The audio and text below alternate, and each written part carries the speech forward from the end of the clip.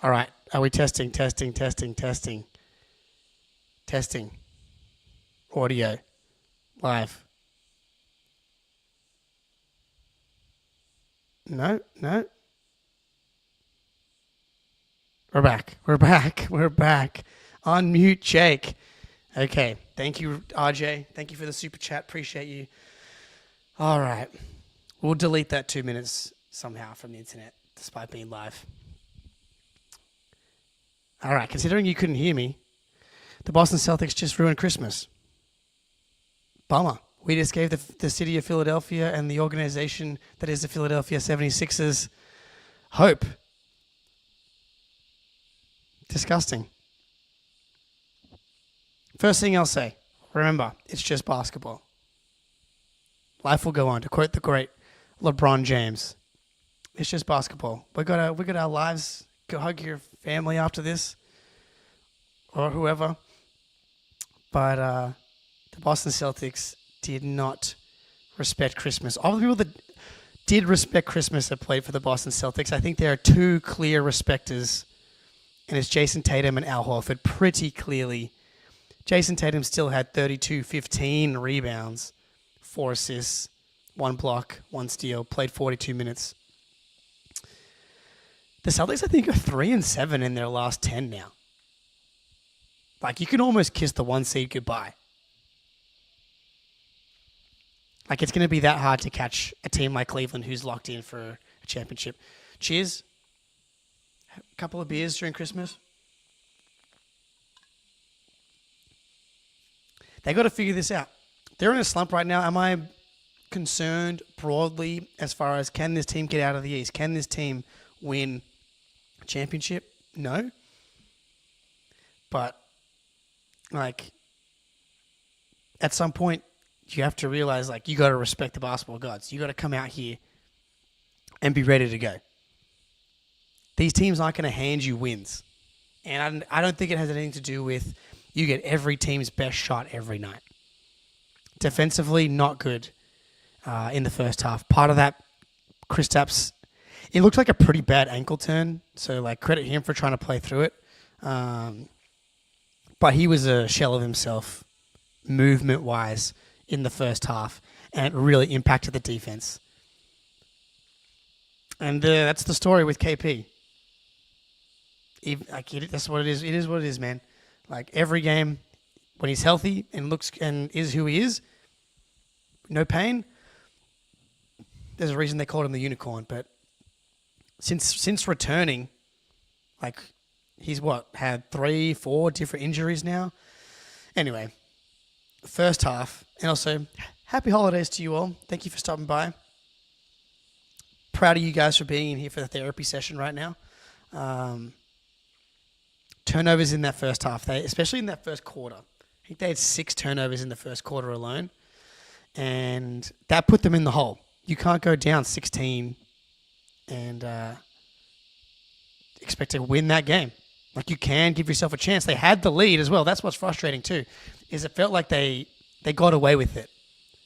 But then the game becomes a coin flip game. Yeah, shit game. Yeah, man. Look, Philly had hope after that one. Oh, my God. I can't believe Caleb Martin did it again. I cannot believe Caleb Martin did it again. Unreal. Shout out to you, OU, drinking your Mexican beer. Little lime, Corona, Christmas. You know, could be worse. So Caleb Martin hit 7 threes. 7 threes, dude. 7 for 9. Even going back to the Devil Magic run that he had against us, he never hit more than 4 threes. In that series, 3 for 7, 3 for 7, 4 for 7, 2 for 5, 2 for 5, 4 for 8, 4 for 6. Still outrageous. 50% for the series. 7 for 9 threes from Caleb fucking Martin. So brutal, man. So brutal. So brutal. That is the definition of coal in the stocking. So we're paying our penances, I guess, right now. Yeah, like the shots are open, you have to adjust. But if you want to look at want to look at the numbers for Caleb Martin wide open catch and shoot threes this year, promise you it's like 34, 35%. They needed to adjust, sure. But like he fucking banked one in at one point too. Like you got hit with a little devil magic there. And for a whole, the Sixers shot 43% from three. Celtics actually shot well tonight. That's going to go down as like one of the games that the Celtics never lose. When you shoot 49 threes, you make 20 threes. The Celtics don't lose those games. And they did tonight. And you can directly attribute it, I would say, to the first quarter. And that just like trickled throughout the game. Jaylen Brown, man. The first quarter and the first half, 1 for 8 in the first half, ends the game 10 for 23, 3 for 6 from 3, but one of the, like that 3 at the end of the game, like that fake 3, some of these buckets, 6, 7 rebounds, 4 assists, 2 steals, 5 turnovers, ends the game a -1. He played 43 minutes. Tatum played 42, so it's like you want to look at the who's at fault here. And here's the thing.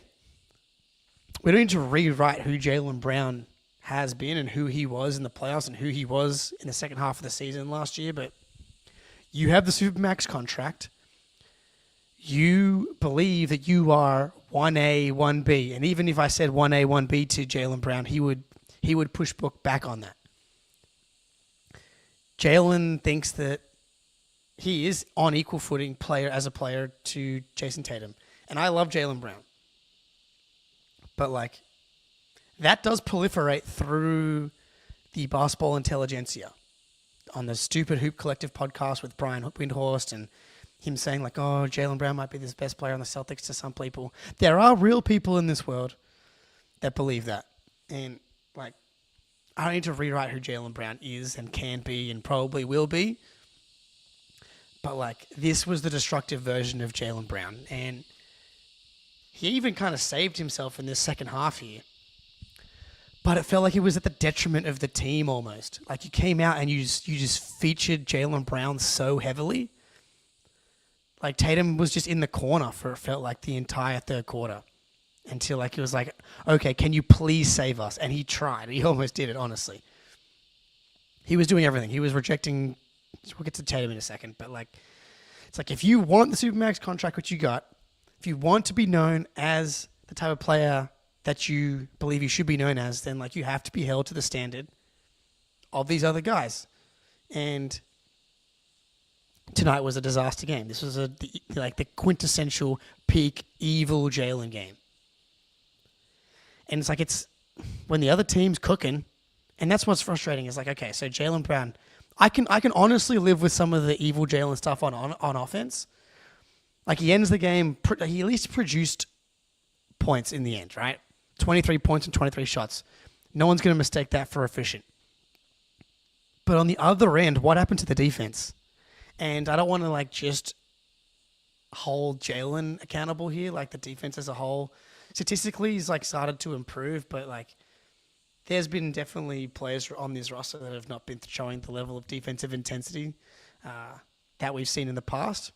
But Jaylen Brown made it a point last season to play the best defensive season of his career. And we haven't seen that this season. So it's like one of like the things that we love about Tatum or love is that like it doesn't matter that much if the shot's not going in. He can go 6 for 22 in the finals because he's still creating all the offense for everybody. He's still guarding at a high level. He's still our best rebounder, 15 rebounds tonight. It's like similar to Peyton Pritchard on a lot of nights too when the shot's not falling. It's like, can you give the team something else if the shot's not falling?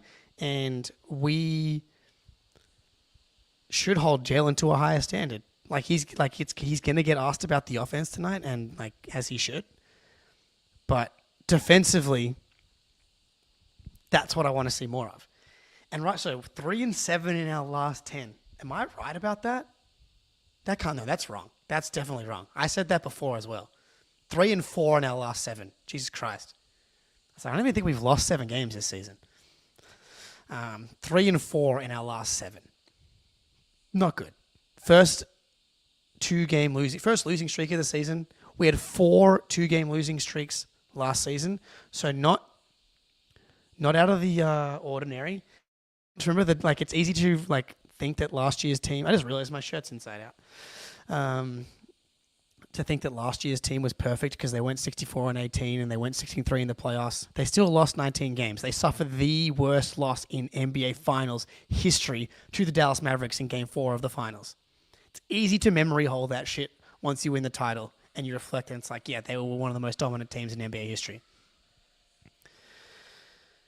So this like, we lost 2 games in a row 4 times last year. So like, this was not a perfect team last year. It can happen, but we're obviously all very painfully aware that we are now in a bad stretch, and now how are they going to respond?